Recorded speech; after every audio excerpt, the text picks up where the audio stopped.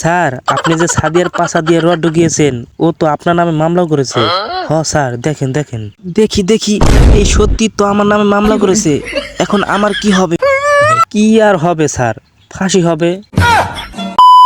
আচ্ছা বন্ধুরা, বলো তো তোমাদের কোন সাবজেক্ট বেশি ভালো লাগে?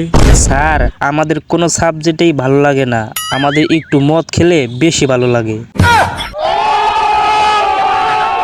এই শোন, আমার জন্য ওই দোকান থেকে এক বোতল মদ নিয়ে আয় তো।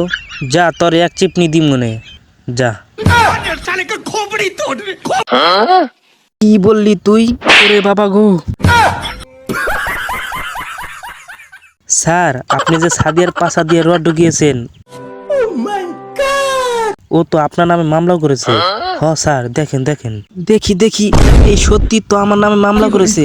এখন আমার কি হবে? কি আর হবে স্যার, ফাঁসি হবে। ও মা, 4টা মামলা করে দিয়েছে। এখন কি মামলা থেকে বাঁচার আমার কোনো উপায় নেই? স্যার, একটা মাত্র উপায় আছে, আপনাকে ফাঁসিতে মরতে হবে। আহ, আহ